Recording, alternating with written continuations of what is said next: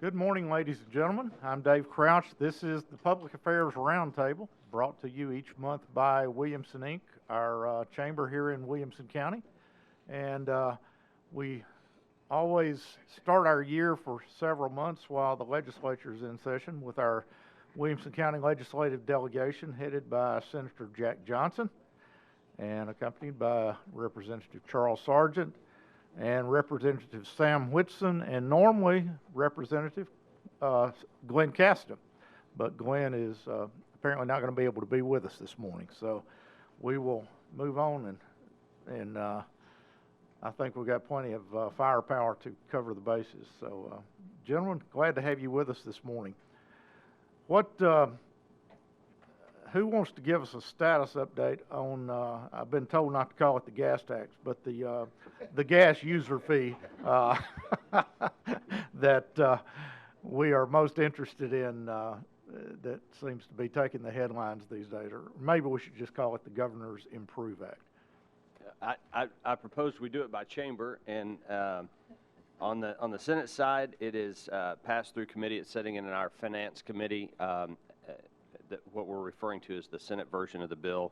I'll let Charles go through some of the details, but it's basically a compromise between some of the various programs that are out there, but it does maintain the integrity of the user fee system, which is very important to me, but it offsets with some tax cuts, and I'll let Charles go into some of the finer points. But procedurally, it passed the Transportation Committee in the Senate. It passed unanimously in the Senate State and Local Government Committee.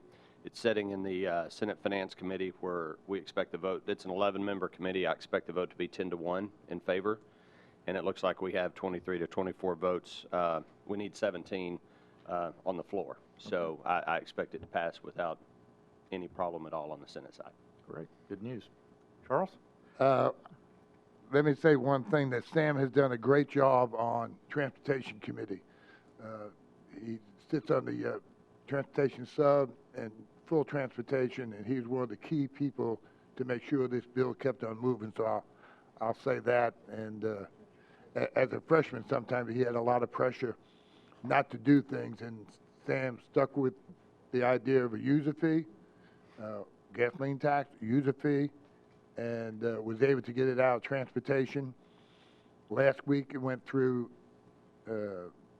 local government, and there was a little power play in there. It came out local government. This week, coming week, we're about 2 weeks behind where the Senate is. This week we'll go to budget sub. There's 12 people on that committee. I'll say we'll come out of that committee 10 to 2, 9 to 3, as far as, but there's, in the House, there's 2 or 3 other competing plans that haven't been, they're going to try to amend the bill. So there's 2 or 3 other competing plans out there, but I think what the Senate passed will be the main focus, and then we'll have to add and subtract maybe a little bit from that. But I'll let Sam, he's been involved in it for the last 5 weeks, every week for 5 weeks. Thank you, Charles. I'd like to just share something with everybody that probably from the best commander-in-chief I worked for in my 26 years of military service. I'd just like to read some comments that he made one time back in 1982. One of our greatest material blessings is the outstanding network of roads and highways that spreads across this vast continent. We simply cannot allow this magnificent system to deteriorate beyond repair. Common sense tells us that it will cost a lot less to keep the system we have in good repair than to let it crumble and then have to start all over again. Good tax policy calls that whenever possible, a fee for a service should be assessed against those who directly benefit from that service. Our highways were built largely on such a user fee, the gasoline tax. I think it makes sense to follow that principle in restoring them to the condition that we want them to be in. President Ronald Reagan radio address to the nation on November 27, 1982. So I take it that you're in favor of the gas tax. I'm in favor of a user fee. I'm in favor of keeping our AAA bond rating. I'm in favor of keeping us a debt-free state. Each one of us owe the federal government $62,000 in debt. In Tennessee, through the help of these guys over the years, our debt per capita is around $350. We do not have to borrow money to build roads. We don't have to borrow money to build buildings because of the tax policy that they have put in place over the years. They have put us in a great economic position that if we had gone the other way, we would be like Illinois, California. Georgia owes billions of dollars, my understanding, to build and maintain their roads. In Congress, the Highway Trust Fund, the federal level Highway Trust Fund, has been basically broke since 2008. And the Congress, their only way to sustain that is to borrow money, take money out of the general fund to sustain the Highway Trust Fund. Do we want to be like Washington, D.C. and operate how we maintain our financial house? No. We're going to be like Tennessee. We're going to lead the nation, and they should follow us. We should not follow the way they do it in Washington. Let me follow up on that. Sam is absolutely correct, that once you start taking general revenues for a user fee as roads, you get yourself in trouble. And in Washington, that's what they've done. For the last 7 years, 8 years, we have not had a federal transportation bill put out there. So when you talk about the $20 trillion they're in debt, minimum of 10% or $2 trillion, it's more like $4 trillion, is because of roads. They're just taking it out of general funds and then not paying for the roads as they go. Last year, we did not bond anything last year. This year, for the second time in Tennessee history, we're not issuing a bond. And you say, well, we have the whereabouts to do it, but we normally issue about $250 million a year in bonds, and we pay off probably about $100 million. The biggest thing, so for the last 2 years not issuing a bond, that means we have not issued $500 million in bonds, which in turn is a $50 million bond payment. So I can reduce the sales tax on food 0.5%, which is going to cost us $55 million, not bond this, and really what I've done, I've not gone in debt, and I've reduced taxes at the same time because the fiscal note is the same thing. As far as that's concerned. So it's a very complicated situation. You just have to know, and I'll say one other thing. When everyone says they start the conversation off, we have $2 billion in surplus. That is not true. Basically, we have $1 billion in one-time money that can be spent on one-time things, not on reoccurring. We have about $950 million reoccurring money. This year. We've been growing, normally we grow about 3.5% a year. The last 2 years, we're very fortunate that we've grown about 7%. It's not going to continue at 7%. Already this year, it's down to 4% growth. So we have to be very careful of how we spend our reoccurring money. Thank you, Charles. Now, since Glenn isn't here, it makes him fair game, right? You said that. No, he did something, it seemed to be very unusual on the House floor yesterday, according to the paper. And I don't understand all that was going on. Can either one of y'all explain he pulled there was an amendment writing on this bill to cut the property taxes of veterans. Is that right?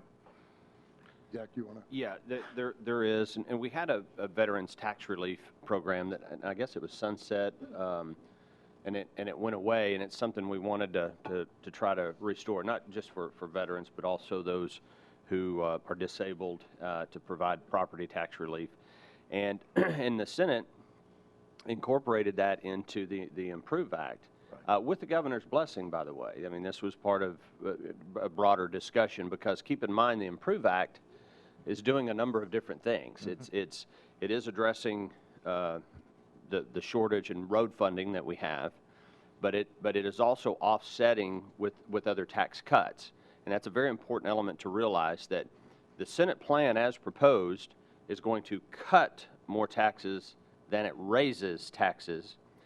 And one thing I wanted to add to the broader discussion about the Improve Act, The real fundamental discussion, and we may have started on the 50-yard line. There might be some folks watching that are still back here and don't understand all the that we've been through to get us to this point. Exactly. But to summarize, really the two competing narratives, because we are in a very fortunate situation to have some surplus revenue, both recurring and non-recurring. There are really two competing arguments on the House side. On the Senate side, it's as I told you, it's pretty well decided. We raised the gas tax 6 cents on gas, 10 cents on diesel, to bolster, to shore up the road fund. And then we cut out of the general fund, we cut taxes to taxpayers. And probably the most important provision of that is reducing the sales tax on food from 5 to 4% on the state portion. The average family in Tennessee will see, and Charles can correct me if I have my numbers wrong, but this is ballpark. You will pay an additional $4 to $5 a month in gas tax if it's passed, but you will save about $6 to $7 a month in your food tax. Most everyone has to drive and buy gas, and most everyone eats. So these are very broad-based taxes. Some people drive more than others, and so the gas tax will impact them a little bit more. Some people eat more or buy more food for their family because they have a larger family, but generally speaking, those are the numbers. Some people want to take the surplus money and divert it over to the general fund. Sam and Charles did a very good job of explaining why that's not a good idea, but there's another reason. Tennesseans pay on average 60 cents of every dollar of the gas tax. The rest of it is paid by truckers that are, this is gas and diesel taxes, by truckers that are traveling through the state, and by people who are traveling in their car and putting gas in their car through the state. So roughly, according to the comptroller, I asked him this question directly, roughly 60 cents of every dollar of the gas tax is paid by Tennesseans. 90 cents of every dollar in the general fund is paid by Tennesseans. If you want to take money from the general fund and start using that money to pay for roads, you're trading 60-cent dollars for 90-cent dollars, which inherently is a tax increase on the people of Tennessee. Right. Diverting money from the general fund is a horrible, horrible idea. So I wanted to add that in, but back to the veterans piece. The Improve Act is a comprehensive bill that deals with road funds. It also deals with reducing the sales tax on food. It's got reducing the franchise and excise tax. There are various pieces. One piece of that was to reduce property taxes or to provide property tax for relief for veterans. I think what Glenn was trying to do was to separate that out into a separate bill so that folks could oppose the Improve Act and still support property tax relief for veterans. But as it stands on the Senate side, it is all in one bill. Okay. And let me hasten to say, I'm a long-distance observer watching what's going on down there. And last month, we picked on Speaker Beth Harwell pretty bad. And somebody sent her a YouTube video of the show, and I got a phone call from a number I didn't recognize on my cell phone several times. Finally answered it, and it was Beth Harwell taking issue with the way I had maybe led the discussion last month. And I will say that she emphatically assured me that she had a plan to get that bill out of the subcommittee that it seemed to be stuck in at the time. And so I'll give her the benefit of the doubt on that and retract some of my criticism and tell you that she did have a plan, and it did come out of the subcommittee and made it through the Transportation Committee as well. So, but we won't pick on Glenn too bad today. We'll talk about him maybe a time or two.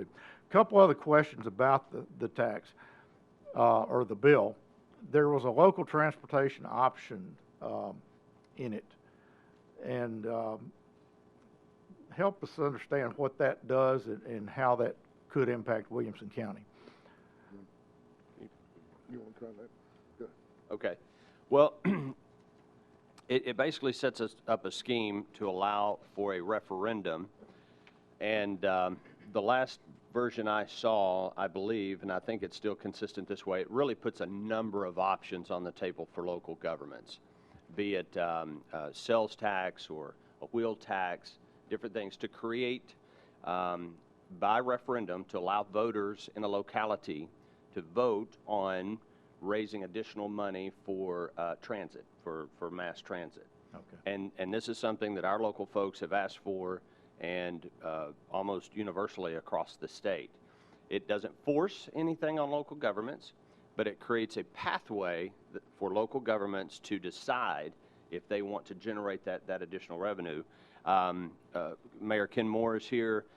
Mayor Rogers Anderson, Ken and Rogers are both very active in the mayor's caucus. Because when you're talking about transit, and it's obviously not just a one city or one county issue, it's a regional contemplation. So it wouldn't do much good to have any type of transit options just in Williamson County.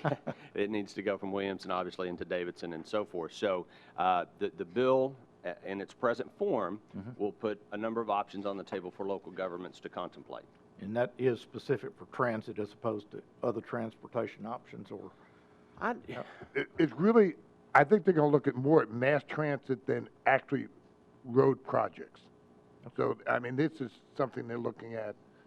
Pretty broad. You know, yes, it's not, but it's not just to pave a road. It's more, I'm going to say more in the mass transit area. Right. But even out, you know, Williams County has the van pool, and we have a number of vans on the road going back into Nashville. And, you know, we have the bus service coming out of Murray County. So a lot of that is going to, they're going to look at a lot of that. Right. But one thing we haven't said about the Improve Act overall, Dave, to add on to what Charles just said, a significant portion of the funds that are raised from the Improve Act are going to go to local governments, to cities and to counties. And that is the case with the existing gas tax. So we haven't touched on that. Right. But a good portion of that money will go to cities and to counties across the state. If you're looking at if it raises $300 million, $200 million will stay with the state government. $100 million goes back to local. $100 million will go back to counties and cities. Okay. And it's broken down percentage-wise. So, yeah, and I'm not picking on anybody. I know in Murray County, we're very fortunate, but in Murray County right now, there are 2 bridges that are closed. Murray County cannot afford to replace those 2 bridges. If we don't, you know, we're not in that way here in Williamson County, but throughout the state, there are a lot of state aid road bridges that are closing down because of deterioration. They've been built 50, 60, 70 years ago. Plus the fact, when you see a bridge and all of a sudden it had 10-ton, limit 10 ton, and then you see the next time, a year later, 2 years later, it may say 7 ton or 5 ton. They're not just putting up new signs, folks. The reason they're doing that is the bridge is deteriorating. And at some point in time, it cannot take the load that it was, you know, had planned to take. And, you know, we got some bridges down in, I'll go west and south where there's a lot of lumbering going on. Some of these bridges won't take the lumber trucks coming out. I mean, because they deteriorated that much over a period of time. Sam, I'll direct this to you, and we're probably spending too much time on this one bill, but the original bill had several specific projects tied to it. Is that still the case, or how does that affect Williamson County specifically? Right. If you take a look at the projects that were listed in the Senate bill that came out, again, it continued those projects. Now, the timeline might have to extend a little bit because this thing is going to be phased in, the tax increase on fuels. It's over a 3-year period before we get to the full 6 cents and the 10 cents on the diesel fuel. But the key projects I see, for instance, in my district, of course, is Mac Hatcher, helping Spring Hill with that. Mac Hatcher. But also Fairview, Highway 100 through there. That's a high-use corridor for folks from Hickman County going to Nashville to work, and a lot of folks. And Mac Hatcher helps Fairview in that a lot of people in Fairview work in the Cool Springs area. Okay. And also, Spring Hill needs help on 31. Yeah. It is beyond bad. anything that you can imagine that they need support and help on getting that widened, or another interstate exit. Right. That I think gives us a pretty good flavor of that particular bill. I know another bill that several of our audience members have interest in is regarding de-annexation and the efforts going on there. Jack, what's the status on that? What's that's trying to do, and where does it stand?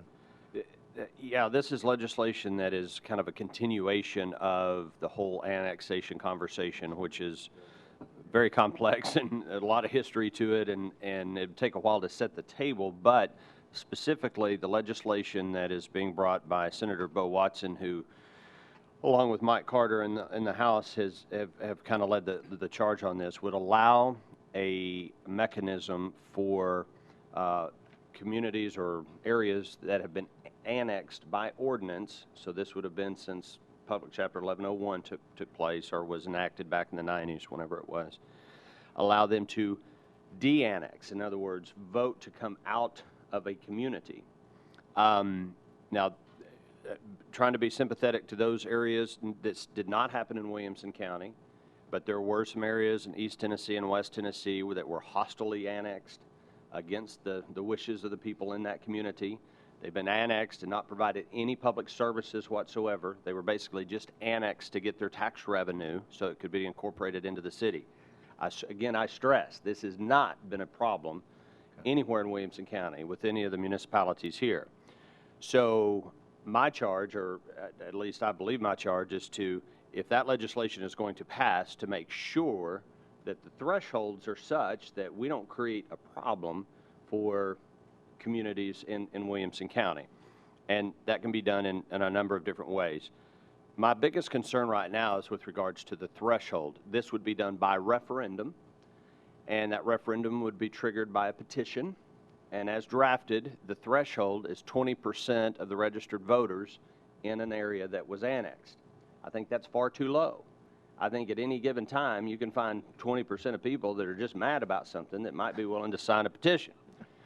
So I'm going to work in committee to try to increase that threshold. I'd much rather see that be 30, 35, even 40%. Mm-hmm. And then when it does go to referendum, then 50% of the people plus one could vote to de-annex. Another concern is creating donut holes in communities. To have an area that's here, but it's surrounded by other neighborhoods, and that creates a real problem for the delivery of public services, emergency services, and so forth. So there's a mandatory language we'll be considering to say you cannot de-annex if it creates a donut hole. Right. And then another provision that is up for consideration that is being encouraged by the Tennessee Municipal League that I support is, rather than just having a referendum vote in that particular area, should you not include the entire community? Because certainly if an area leaves a particular community, then that's going to create problems for the remainder of the city. So those are three provisions I'm looking for. I do look for this legislation to pass. Okay. So it's not a matter of just trying to defeat the de-annexation legislation. It's a matter of making it so that those communities that really do have a legitimate beef with the way they were annexed against their wishes, there's a mechanism there for redress for those communities. But we don't want to set it so low that people can just start having de-annexation referendums all over the state. Everywhere.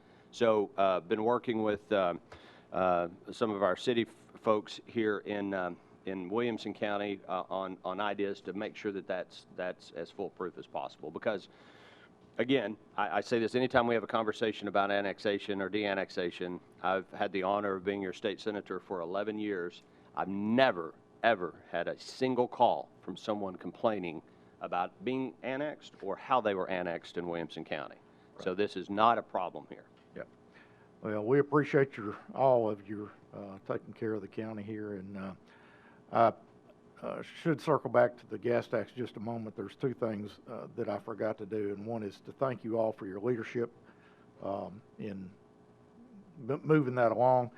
And Matt Largent, just before we went on the air, told me to say something which I totally forgot while we were talking about that, and pointed out that our chamber membership 2 years in a row has voted 2-1 in the annual survey that we do among our members, they voted 2-1 in favor of raising gas taxes to support the infrastructure.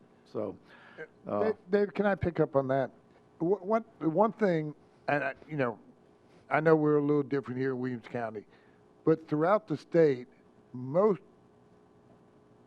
chambers, the county mayors, the county elected officials, the city elected officials are telling members to vote, and they need this. And I don't know why our representatives are not listening to the people that really are I look at the mayor, my county commission, my city aldermen, my city commissioners, they're on the ground every single day. I may be downtown 4 days a week, but they're here, right here. And, we need to start listening and make sure we listen to our local elected officials. And I think most everyone, and I'm going to say from Rogers to Mayor Anderson to Mayor Moore, all the other city mayors, there's only one that has not come out and voiced an opinion. I mean, we have to, we represent all the people, but, our elected officials are very close to the ground when we come to that. We need to, respect that and listen to all our elected officials. Well, y'all do a great job of that, and we appreciate it. We've got about 15 minutes I'd like to spend just letting you all talk about the other. I mean, there's a million other things we could talk about this morning, but I'd like you all to take just 2 or 3 minutes apiece and talk about the legislation that you're sponsoring personally. And Sam, let's start with you and just talk about the bills that you have chosen to. Well, as a freshman, I learned you should only carry 5 bills instead of 14. It makes for a long week. But first of all, one bill that just passed out of the Education Subcommittee this week, I'm very proud of, with the support of Senator Johnson, is the the Fairview High School Columbia State Community College mechatronics program. So they'll go to full Education Committee soon. And again, Senator Johnson has really helped me on that one, and I appreciate it. The other one I'm very proud of being a sponsor, it helps Army doctors serving at Fort Campbell to practice trauma surgery and response at Vanderbilt University. And I'm, again, hard to believe that's not allowed, but we're working on that, and I expect that one to pass through pretty easily. Helping with suicide prevention bill to get training for those who are in contact with those who may commit suicide. My first bill passed on the floor this past Monday night, 95-0, and that was brought in to me by General Sessions Judge Tom Taylor. It deals with orders of protection for folks involved in domestic abuse. So that passed, and it will go on to the Senate, and I'm sure it'll pass there too. The City of Franklin asked me to bring a bill to deal with police body cameras. That passed and will be on the floor Monday night. And that establishes standards for expectations of privacy when the police are involved inside schools, healthcare facilities, and private residence where there's no crime committed. So I'm happy for that one. Worked with the City of Spring Hill on economic development so they can negotiate with companies, and this will impact every city and county in the state. That gives them some measure of rules that they can negotiate contracts to bring in economic development. Matt Largent has helped me on this one. Also, I ran it by the Tennessee Coalition for Open Government and the Tennessee Press Association. They basically helped me do that to make sure that we meet the expectations of open government, open records, but also allow cities to negotiate with some expectation of confidentiality until the contract's signed. And one other bill I'm co-sponsoring is requiring that campaign funds be deposited in an FDIC account so they can be tracked and accounted for in the future. And I'm co-sponsor of that bill, and I'm very proud of doing that. Very good. That last bill, I know everyone's chuckling on, but it's very important that we have this money. And actually, I think it needs to be amended that someone has to send their bank statement in at least once a year so a person can prove that they have the money in their account and not just say, we do financial disclosures, but no one ever asked to see my checking account to see if the money is actually in there. I can say it's in there, but it doesn't have to be there as far as, so we have to tighten that up as far as that's concerned. I mean, you know, I did not bring a list of bills that I'm sponsoring, but one of the big ones is on the BEP, getting correct funding for Williamson County. I have a bill that says that whatever the average is, every county, the minimum they could receive is 80% of the average. What that would mean, the average right now, we have school districts that are getting about $7,500 per student per year. We have a number of systems that are getting, and the average is about $4,500. Williamson County gets $3,300. Sevier gets $2,200. So it's a big range, and the important thing, like to Williamson County, if we went up 3% a year, that'd be $100 a year for 3 years. Well, that's $3.8 million a year, so at the end of 3 years, it'd be $11 million of reoccurring money to Williamson County schools. And it helps 7 systems right now, but eventually it will help about 11, 12 systems. So, you know, that's something we need to do, and to, you know, just keep the property tax down. It's the fair thing to do as far as that's concerned. But there are a number of financial bills I'm working on, you know, but a lot of this, you know, pertains to the budget and to the treasurer and things of that nature. I wasn't quick enough to, they were all writing the bills down. We would ask you to get into details on the budget, but we don't have but an hour today, so we'll save that for next month. But Jack, tell us the top bills on your mind and the ones you're helping. Sure. You know, so much of what we deal with up there is really, really boring. It's, you know, the press and the Tennessean and, you know, the news stations, they tend to kind of latch onto a thing here or there and give the impression that that's all we're talking about. But, you know, 95% of our time is spent in pretty fine minutia within the code, fixing things that need to be corrected, that are brought to us either by the business community or by our local governments and so forth. As chairman of the Commerce and Labor Committee in the Senate, we deal with a lot of workers' compensation law. And when I start talking about workers' compensation law, I start to see people's eyes just kind of glass over. But it is very, very important. A few years ago, I carried legislation for Governor Haslam to completely reform our workers' compensation system and take it out of the court system and put it into more of an administrative type process. And that has worked very, very well. It's better for employers that are paying workers' compensation insurance premiums. It's better for those employees who are injured on the job. It prevents things from being drug out in lengthy legal battles.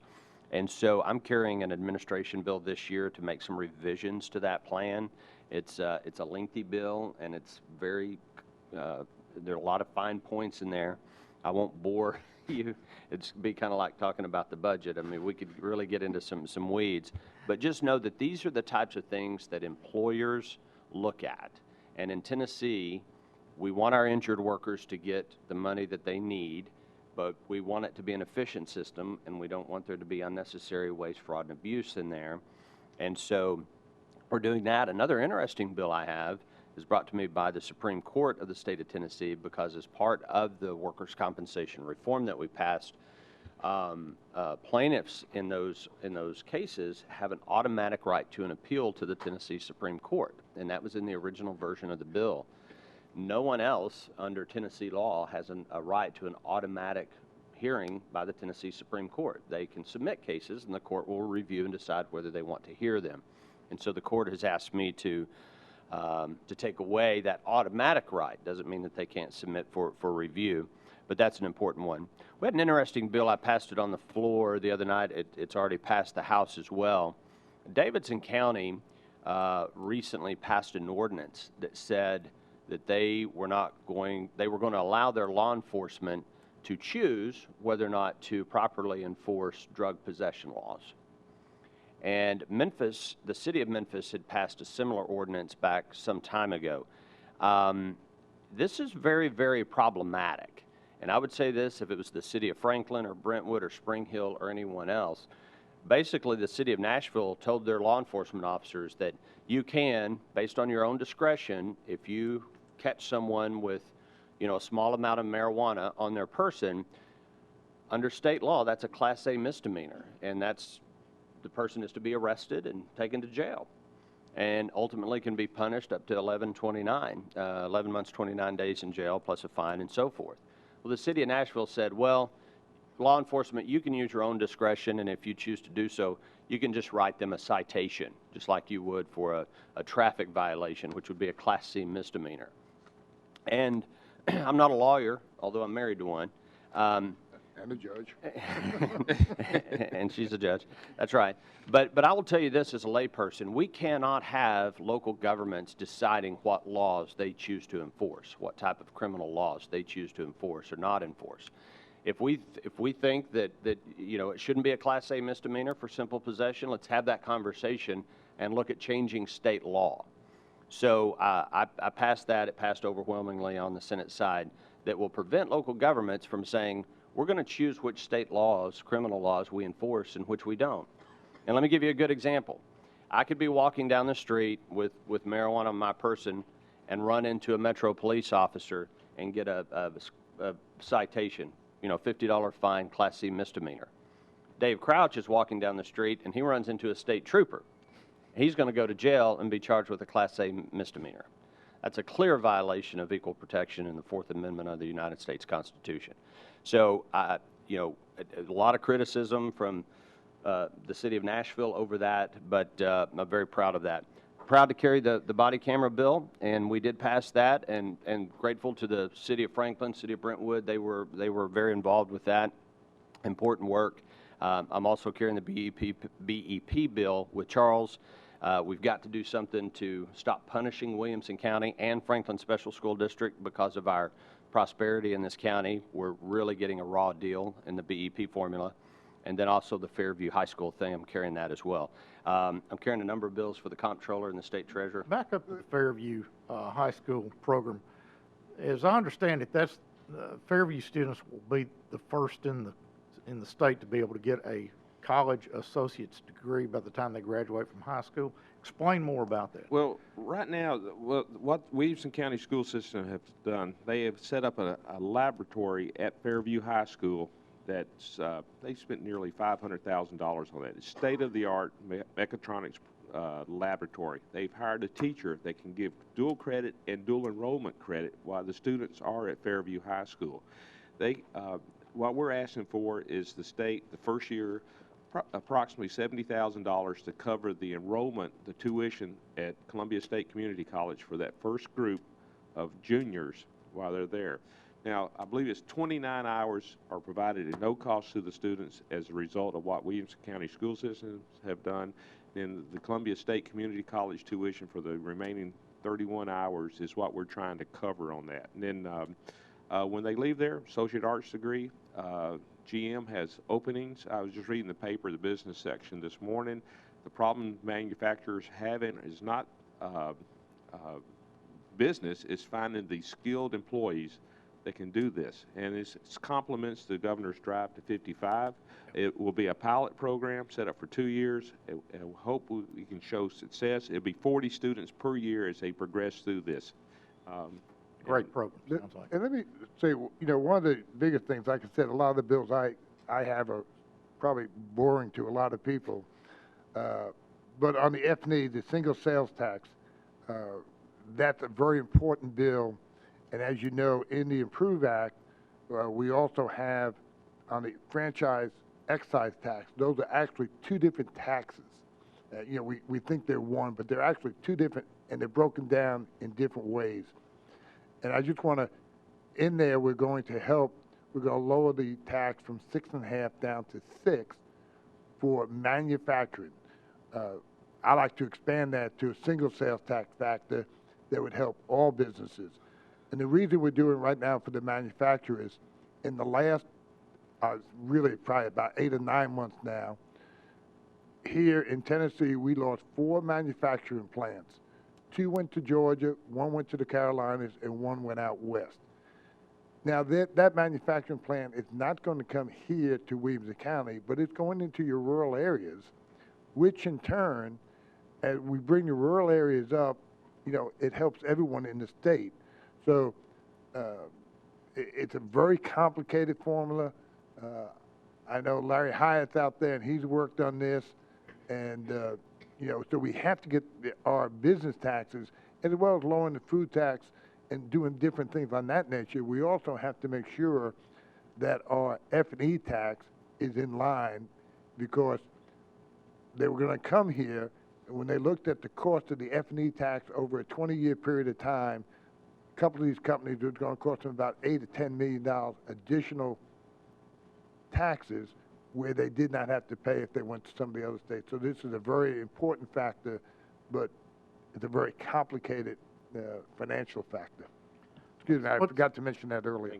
Let's kind of take a break from us directing the discussion up here and turn it over to our audience this morning. We've got some distinguished members in our audience, and I know that several of them have questions. Now, Mary Pierce was the first one here this morning. She beat me. If you want to be first, Mary, we would invite you up to the podium and ask your questions. And I did not bring the number of the bill with me, but I know you all know what it is. And the home builders in Tennessee are proposing that there be no design review on new construction.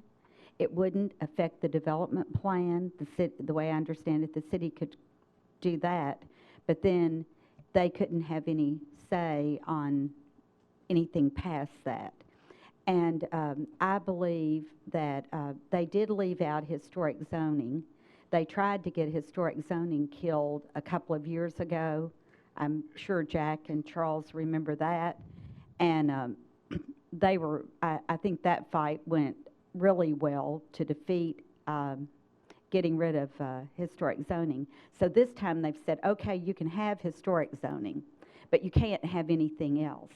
Well, I would argue that the counties who are doing really great jobs on design review, like Williamson County, in all of our cities and our county, we really like our design review, and it has been good to us, and the houses are selling high here, and there's no reason in my mind to try to fix something that isn't broken. There are lots of places that the home builders can go and build where there aren't any regulations, but guess what?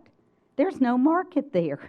The stepping up to the plate and doing really good design really creates the market.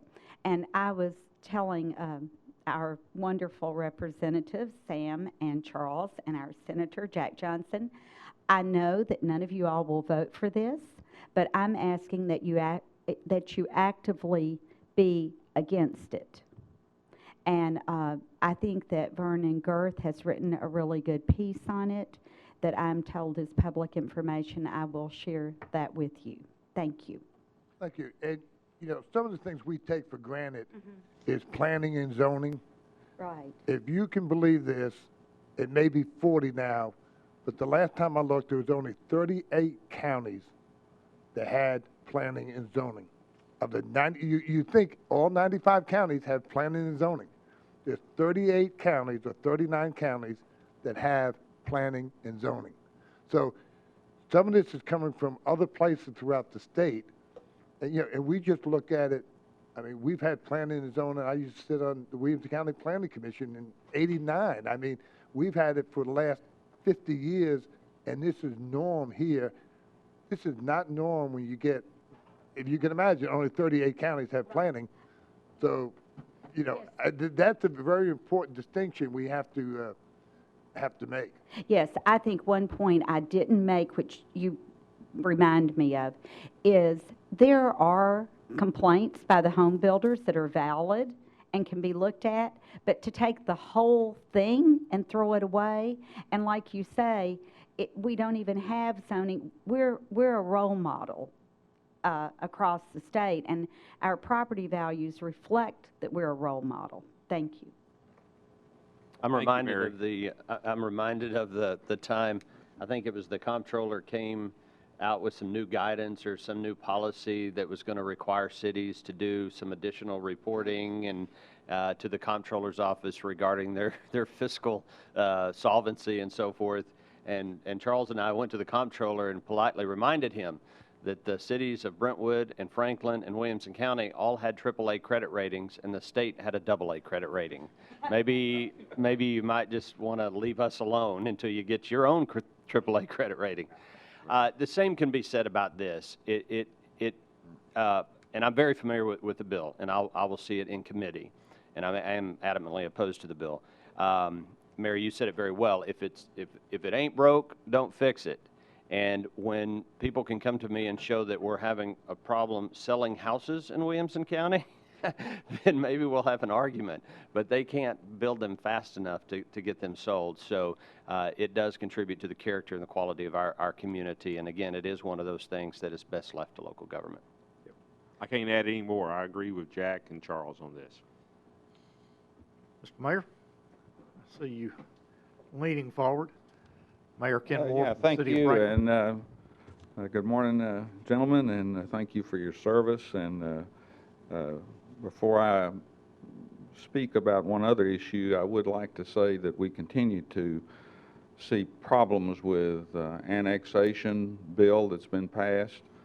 It's created a number of headaches, and we continue to work through those. And at some point in the future, maybe we can address some of those things. We did have an opportunity to testify on de-annexation this past year.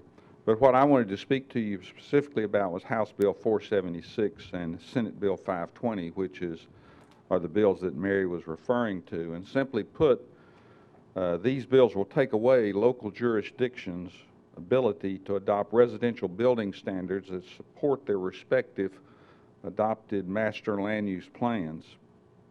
With the exception of designated historic districts and properties on the National Historic Register, if this bill passes, local jurisdictions will no longer be able to establish design criteria for residential exterior building materials or architecture. Builders could then begin building houses with minimal architectural elements, use any type of building material, and they like to clarify it as things that are approved or accepted building materials, and then also they could orient garages however they want.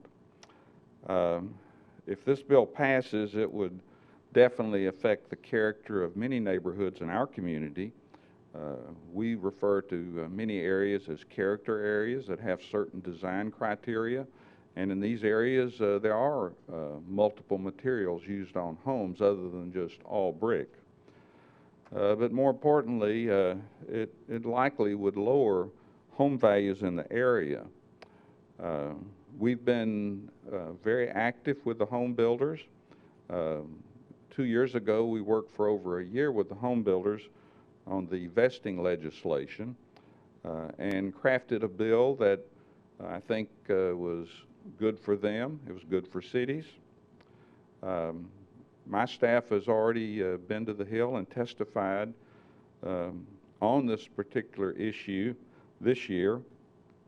And we've actually, I've had a meeting with the home builders, both the state and Williamson County home builders, where we discussed this issue, and our offer was to go back to the table and work with them for a year to see if there was something that could be crafted.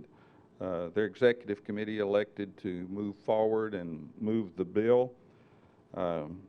This is not good for Franklin. It's not good for Williamson County and the other cities. And I would ask that you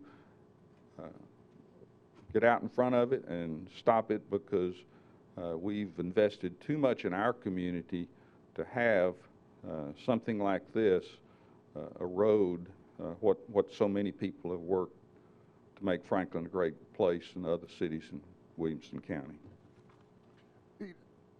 I want to address part of that, and it's no different than the de-annexation or and our annexation we've had under 1101, we had a good plan.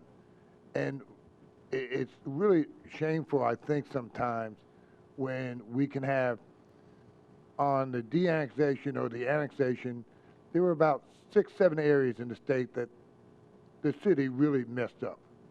But to change the state law and not go into those localities where we had a problem and fix those problems, that's the way we should have handled it. And under 1101, there were appeals and everything else you could do. City could go to the county, and the county could call for these different meetings, but they never wanted to take care of it that way. And so a lot of this is coming from the same 6 or 7 areas that we had all the fight over 1101. It's, they're just constantly trying to eat away. And I don't think, like I said, 37, 38 counties having planning, they just don't understand. And those reps in those areas sometimes do not understand what planning and zoning and some restrictions. I don't want to restrict anybody. I don't think planning, we had a fight a long time ago when Williamson County planning, they wanted to say about what color you could do a house. Well, that needs to be left to the homeowner or the builder. But I mean, there's a lot of things we can do, but you have my full support about fighting this 100%. Sam? It kind of reminds me of the old saying we had in the Army, if you want it bad, you're going to get it bad. And we'll do our best to fight this. Good. Mindy Tate. Hi, guys. How are you? There seems to be a theme here this morning about autonomy and local option. Representative Cassada isn't here today, but his bill to remove mandates for affordable housing passed in the House. Where is the balance between the autonomy of local government, municipal and county government versus the state? Because we are seeing a lot of bills and a lot of action that is trying to affect and would impact the autonomy of local governments, which is the closest government to the people. So I just would like to know where you stand on autonomy issues and how the balance is there. I think you've been talking about it, but I'd like to hear a little bit more about that from each of you. I'll start on that because I was actually accused of hypocrisy on the Senate floor the other day relative to this very issue. And sometimes the argument is made that, well, hey, we're states and we don't like the federal government coming in and meddling and telling us what to do, and so we should have the same respect for local governments. And to a degree, I agree with that. But there is an important distinction, and that is that cities, counties, school districts are all created by the Tennessee General Assembly, or they are all created by the Tennessee General Assembly. I heard someone say one time, I think it was the former Lieutenant Governor, that if you could get 50 votes in the House and 17 votes in the Senate, you can dissolve all 95 counties and just not even have county governments. You get 50 votes in the House and 17 votes in the Senate, you can dissolve every single incorporated city in the state and do away with them. Now, we don't want to do that. We have local governments for a very good reason. And I'll go back to an issue that I just mentioned, and this was the one where I was accused of hypocrisy. Because I'm happy to go and fight and be a champion for the rights of local government, especially with regards to land use and zoning. That can be traced all the way back to the 30s when the General Assembly said, we're going to empower local governments if they choose to do so to have their own zoning and land use policies, and we should do that. We should not, though, if a local government up and decides they don't want to enforce a certain criminal law that's been passed by the Tennessee General Assembly, I cannot stand for that. So there are two examples of where I took away, well, I was the sponsor of the bill, the Tennessee General Assembly took away something that local governments had passed because we thought it was bad for the state. On the other hand, I'm a champion for this particular bill that Mayor Moore and Mary Pierce talked about with regards to, the character of your community. We have another big debate taking place in the General Assembly, and it has to do with short-term rentals. Airbnb is becoming very, very popular. And, the city of Brentwood has banned Airbnbs in their city, and I defend their right to do so. because that is land use and zoning. Franklin has banned them in certain areas, allowed them in other areas. They have their own policy. They have what's right for their community, and they should do that. I had a bill that dealt with compressor stations on natural gas lines. I mean, I could spend 30 minutes explaining that to you, where Davidson County denied an air quality permit to natural gas line, which could impede delivery of utilities to Williamson County. So it gets really complex. The green books, as we call them, which are the Tennessee Code Annotated, they are full of different laws that grant authority to local government when we really should. And then it's full of laws that restrict the authority of local government and say, no, this should be a statewide policy. This should be something that is consistent across the state. I've sponsored legislation that denies the right of the city of Franklin to have its own minimum wage, because I don't think that one city should have a different minimum wage than another city in the state. I fought very hard to overturn the local hire charter amendment that Davidson County passed that would say, in order to contract with Davidson County, a certain number of your employees have to live in Davidson County. Why? Because that hurts people who live in Williamson County, who might work for those companies. So you can go on and on down a list. It's a great question, Mindy, and it's a great philosophical conversation about the balance, because I believe in the government that's closest to the people. And when it comes to land use and zoning and things that may be good for one community and not good for another community, we should let those communities make those decisions. But there are things like criminal law enforcement that need to be consistent across the state. So you have to take it on an issue-by-issue basis, on a case-by-case basis. I think, I agree 100%. I think he just did an excellent example, explanation of what Mindy asked, and you can see one way or the other. But when you're looking at planning, annexation, zoning, that needs to be. There's no way you can do a state law to protect everybody. I go up to Lake County or Byron County. Half the county is Reelfoot Lake. I mean, their zoning up there is going to be totally different than what our zoning, and they should be. You have to put that into the community when you're talking that. So, like that, I have the full support on what your opposition to the bill is. I hate to interrupt, but guess what, gentlemen? We are just out of time, and Sam, if you want to make a short comment. Again, I agree. When you start looking at quality of life issues at the local level, and then you look at economic impact issues over a wider area that could impact our state, there is a balance. We work very hard. We listen to all parties, but we have to make a decision what's best for the state of Tennessee and the local government.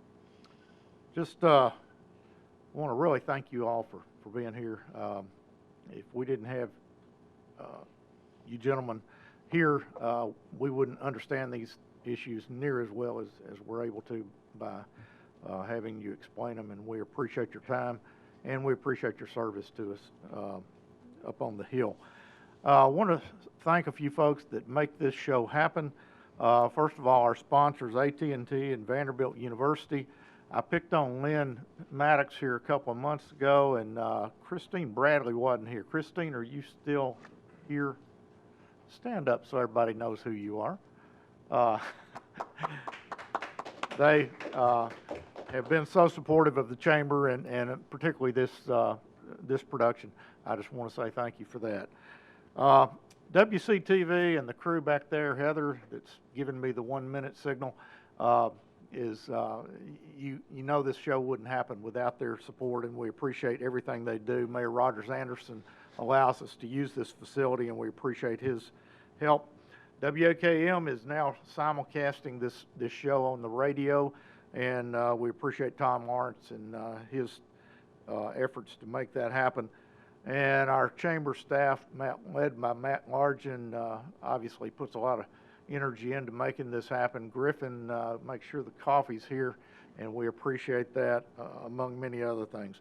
And most of all, the audience that comes and helps us let us know what's going on out in the community even more, and supports this show. We appreciate it. Hope you'll be back. Our next show is on April 28th, and look forward to being back here. And do not forget to thank Vanderbilt for their little book they gave us today. Everybody that came got a little book from Vanderbilt. We appreciate that. Y'all have a good week, and we'll be back next month. Thank you, David. Thank you.